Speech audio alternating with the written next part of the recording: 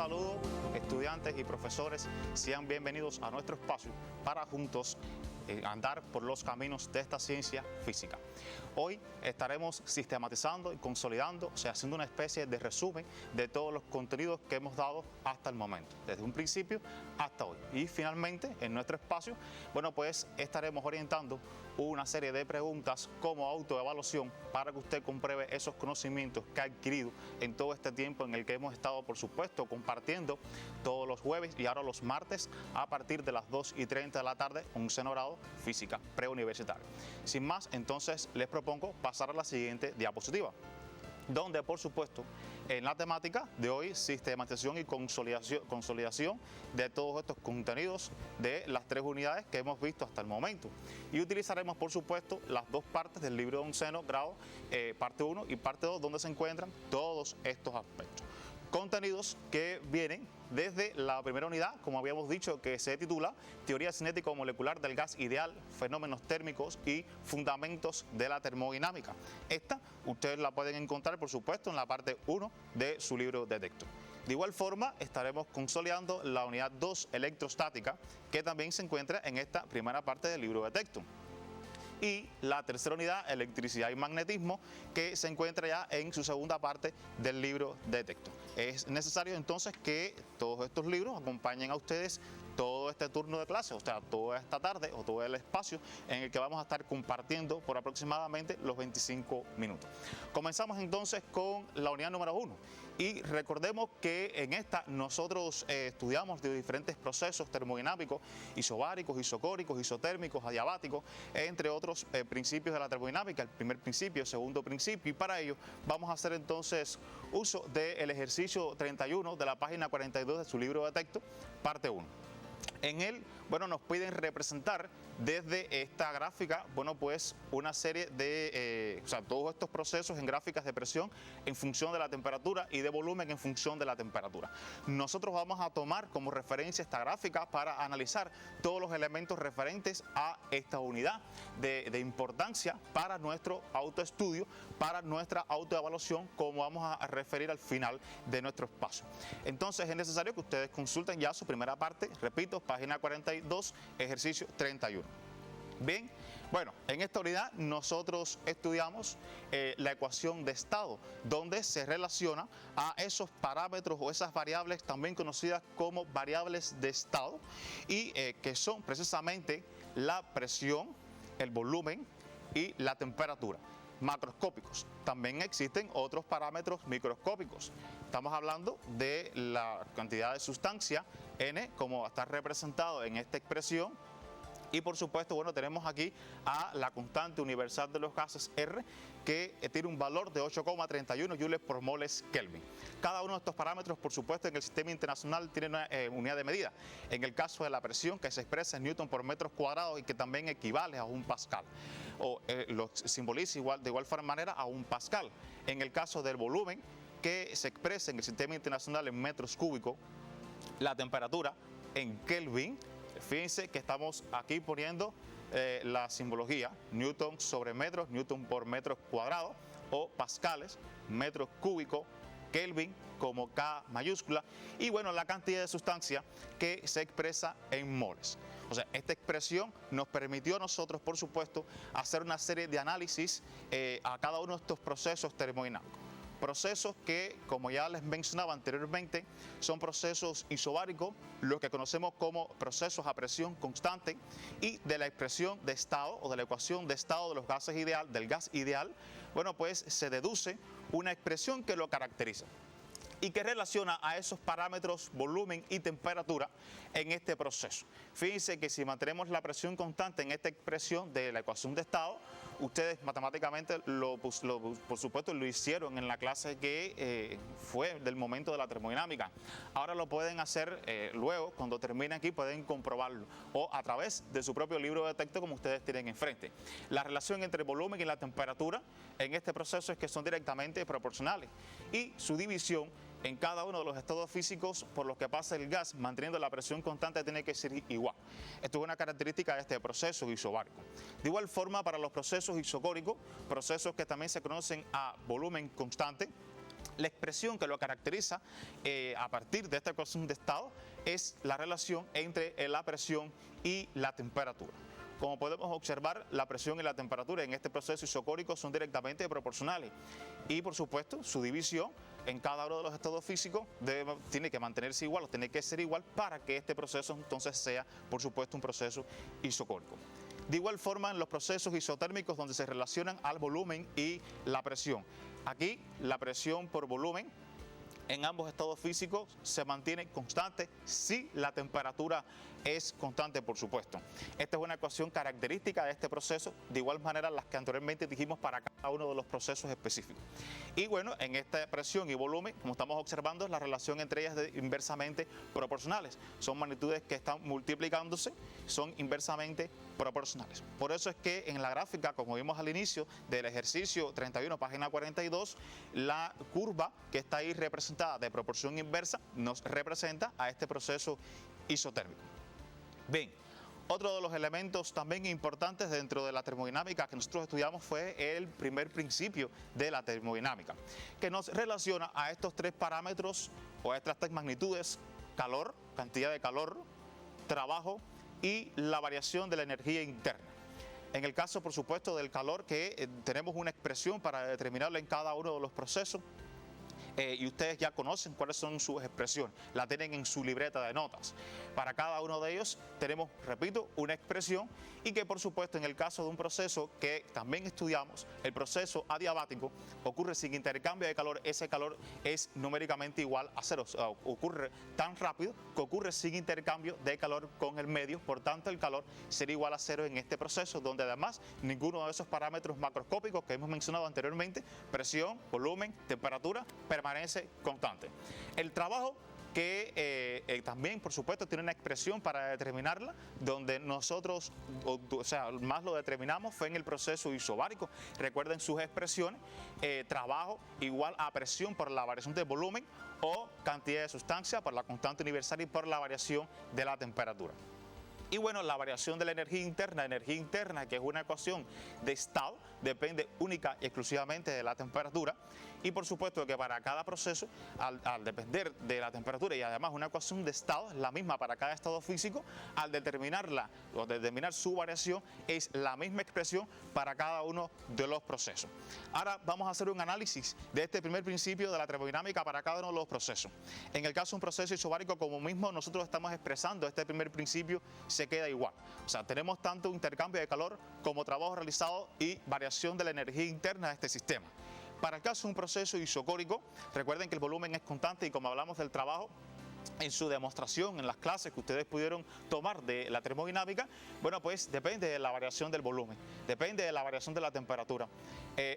Más específico de la variación de volumen, o sea, tiene que existir un área o debajo de esas rectas o de curvas que me representa un proceso, una gráfica en particular, específicamente la gráfica de presión en función de volumen, y por supuesto una variación de él.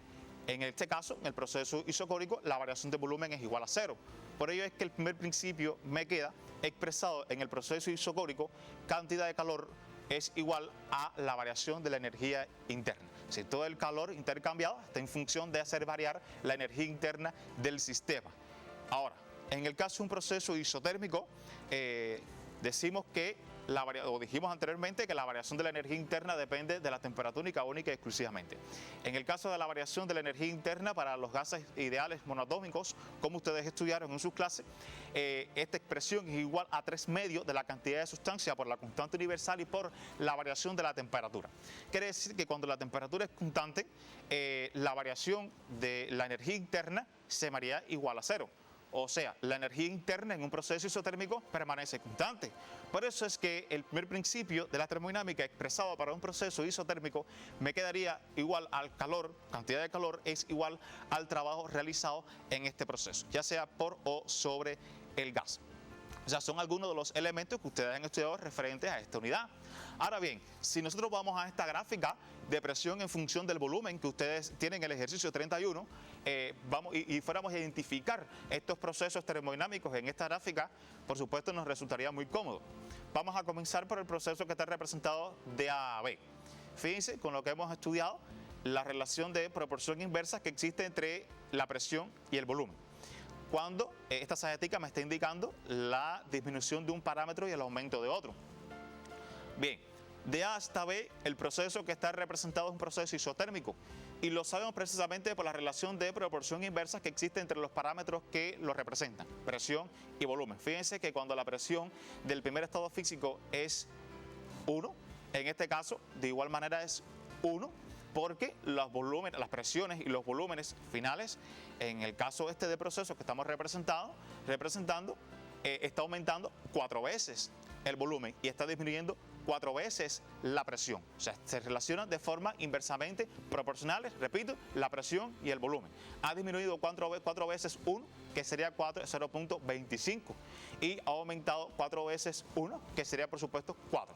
Por tanto, este proceso es un proceso a temperatura constante, un proceso isotérmico, donde se cumple la expresión de la relación entre presión por volumen de ambos estados físicos.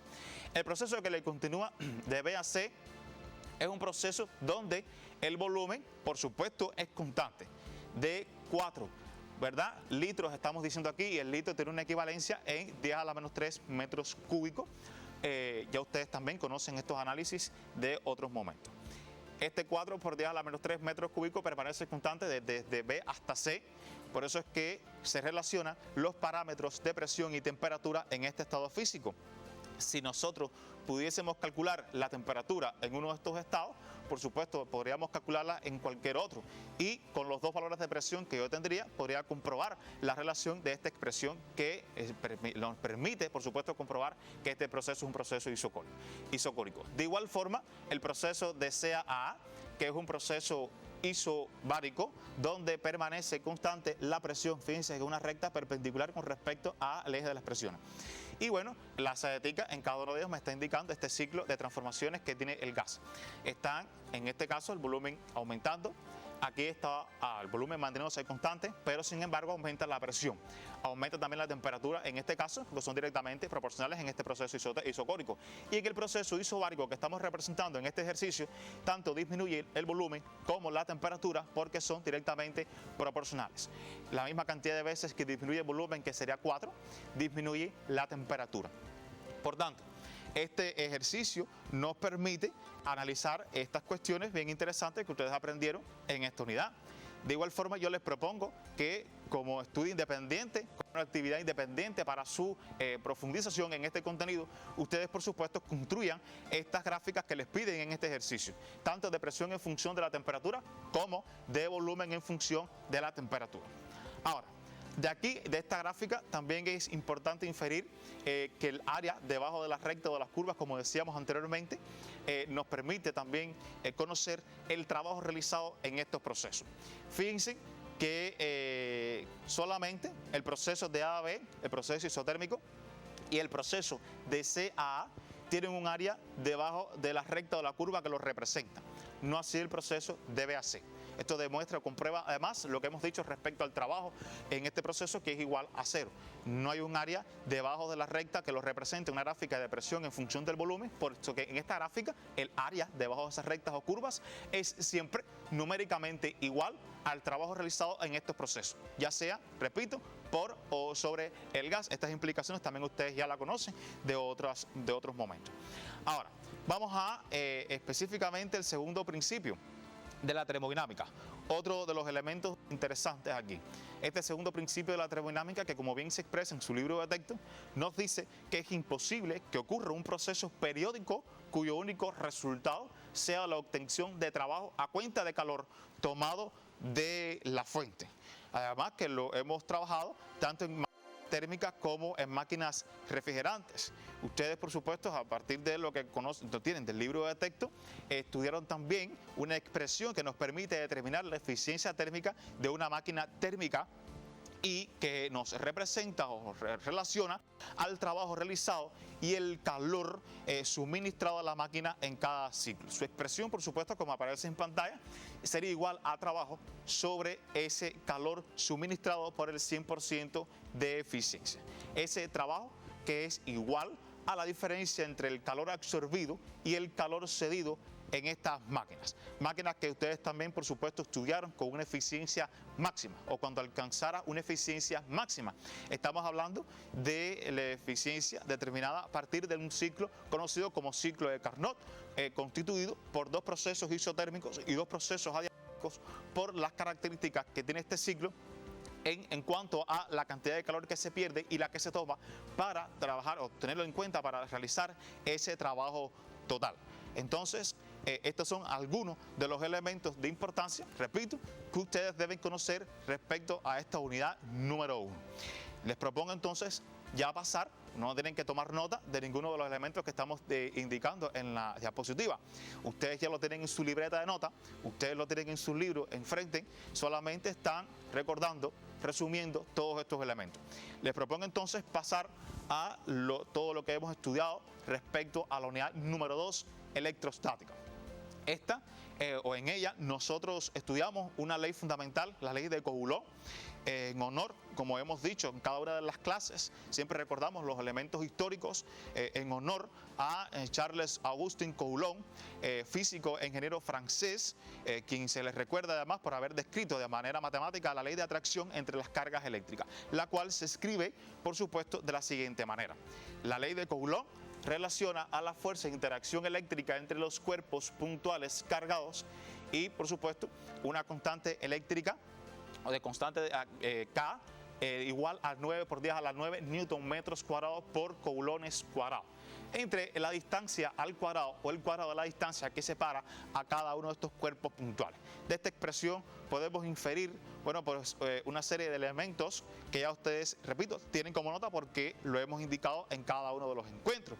Primero, que el valor de la fuerza es proporcional al producto de las cargas o el valor de las cargas eléctricas. Además, que la fuerza de atracción o la fuerza sería de atracción en el caso en que las cargas tienen signos opuestos, o sea, naturaleza contraria. Y que su interacción sería de repulsión si las cargas tienen igual signo. Como pueden observar en la figura, las fuerzas que se representan con estos segmentos de recto orientado sobre las líneas discontinuas que representan a la distancia que unan a estos cuerpos puntuales cargados, estas fuerzas por supuesto siguen estas mismas líneas discontinuas, la dirección de estas líneas, el sentido por supuesto a partir de la interacción de cada una de ellas.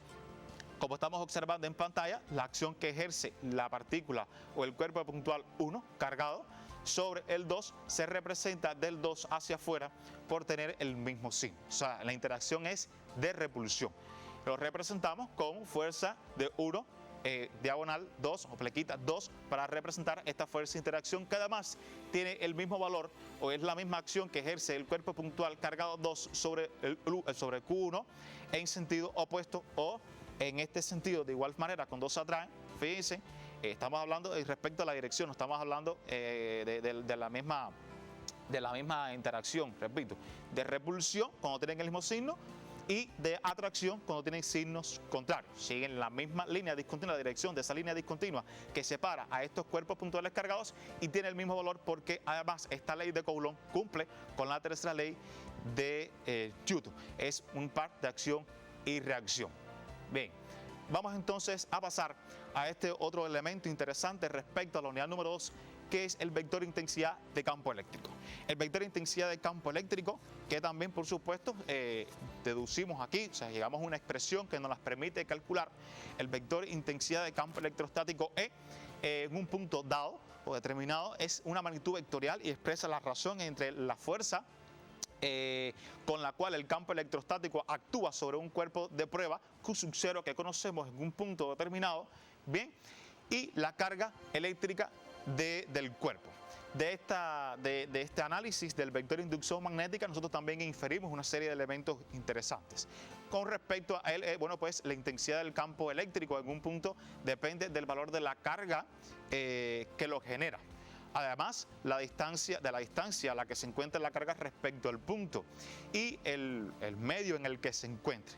Otro de los elementos también importantes que vimos respecto al vector de intensidad del campo eléctrico es, por supuesto, a mayor distancia que se encuentre la carga respecto al punto, el vector de intensidad será menor.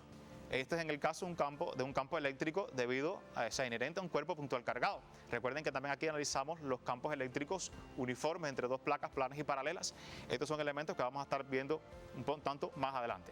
Y bueno, por el contrario, mientras menor sea la distancia a la que se encuentra el punto respecto a la carga respecto al punto, el vector de intensidad del campo eléctrico sería mayor.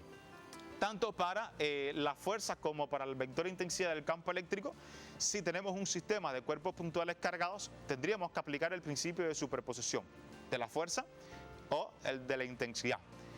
Si hablamos de fuerza, bueno, pues la fuerza resultante sería la suma vectorial debido a la fuerza, cada una de las partículas que interactúan sobre la cual querramos determinar esa fuerza resultante. De igual forma, en el caso de un sistema de cuerpos puntuales cargados para el vector de intensidad del campo eléctrico, en un punto determinado, siempre inherente a cada uno de estos cuerpos puntuales, repito, es igual a la suma vectorial de la intensidad del campo electrostático de cada un cuerpo puntual cargado en un punto dado. De esta unidad, ahora, como decíamos anteriormente, del campo eléctrico uniforme, es importante que ustedes también ubiquen en su libro de texto, refresquen, aclaren a partir de lo que hemos visto en otros encuentros respecto a los capacitores, de su importancia, de la energía almacenada en el campo electrostático y del acoplamiento de capacitores. Estos son algunos de los elementos que usted puede estar también consolidando a partir de lo que ya, repito, tiene en su libreta de notas. Pero en esencia de esta unidad queríamos resaltar estos elementos de la ley de Coulomb y el vector de intensidad de campo eléctrico debido a un cuerpo puntual cargado, o como dijimos, para un sistema de cuerpos puntuales cargados tanto para la fuerza como para el vector intensidad. Ahora, de la unidad 3, electricidad y magnetismo, si analizamos una serie de elementos, finalmente, o sea, como especie de resumen al concluir esta temática. Y bueno, pues, que los campos magnéticos están compuestos por líneas imaginarias, continuas y cerradas. Yo creo que estos son elementos a recordar bien importantes de esta unidad. Además, que las líneas de inducción convencionalmente salen del polo norte y entran por el polo sur, cerrando internamente el circuito de sur a norte. Además, que las líneas de inducción se acumulan en la cercanía de los polos donde es mayor la densidad. Otro de los elementos es que para cada punto del campo hay un vector de inducción magnética tangente a las líneas de inducción que pasan por cada punto. Y bueno, por supuesto, recordar que las líneas de inducción no se cruzan. Estos son elementos importantes de esta unidad, así como el determinar el vector de inducción magnética para cada una de estas configuraciones, tanto para un conductor largo y recto, una espira, como vimos, circular o un solenoide. Estas expresiones, por supuesto, las vimos allí en esta última temática que vimos de 11º grado. Y bueno, creo que con toda esta serie de elementos que ya ustedes también tienen en su libreta y hemos recordado hoy, estamos en condiciones de ir a esa autoevaluación o ese sistema de ejercicios que va a permitir que usted se autoevalúe. Vamos entonces rápidamente a cada una de estas preguntas y les daré, por supuesto, el tiempo para que tome nota rápidamente. Veamos entonces la primera pregunta, que es sobre termodinámica. A medida que yo vaya editando, pueden estar copiando. Bien, dice que en el siguiente plano termodinámico se muestra un ciclo de transformaciones experimentado por una muestra de gas ideal monoatómico. Aquí está la gráfica, les doy unos segundos para que tomen nota.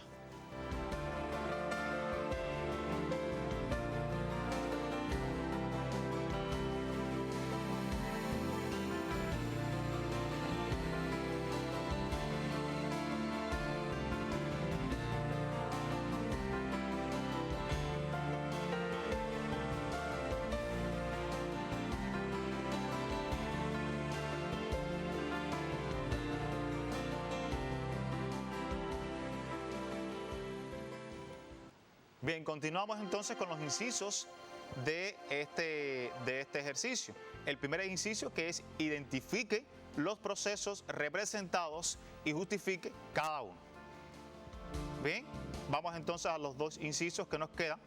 Calcule el número de moles del gas. Complete los espacios en blanco utilizando de 1 a 2, o sea, cada uno de los procesos que está representado, de 2 a 3 y de 3 a 1, según corresponda, o sea, según el proceso que corresponda. Y aquí están estos elementos. Les propongo que fotografíen, o sea, que tiren foto a lo que está en pantalla para que les resulte más rápido. Unos segundos para que tomen nota de estos incisos.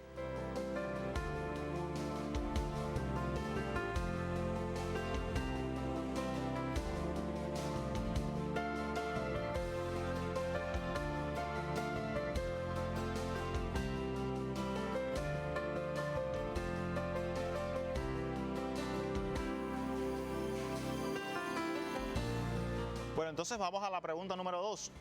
Aquí aparece la constante universal de los gases, pero está en su libro de texto, en su libreta de notas. Pueden consultarla. Y bueno, la pregunta número 2 que nos pide que a partir de los datos ofrecidos en la siguiente figura, como ustedes pueden observar, de estas dos cargas eléctricas, donde se muestran dos partículas con cargas negativas en reposo y en el vacío, representa la fuerza de interacción entre las partículas. Calcula el valor de la fuerza electrostática con que interactúan. Y aquí están sus datos. Unos segundos breve para que usted tome nota de ellos. Recuerde, puede tirarle fotos.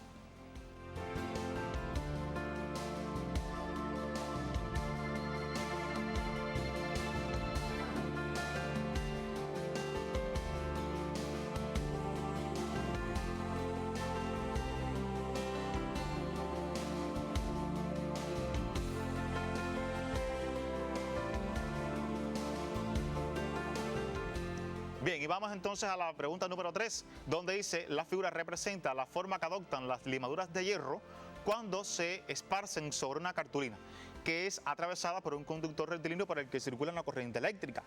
¿Qué forma tienen las líneas que caracterizan a este campo magnético? Ahí está la figura en pantalla. Bien, y, les voy a dar un tiempo para que tomen nota de este inciso rápidamente.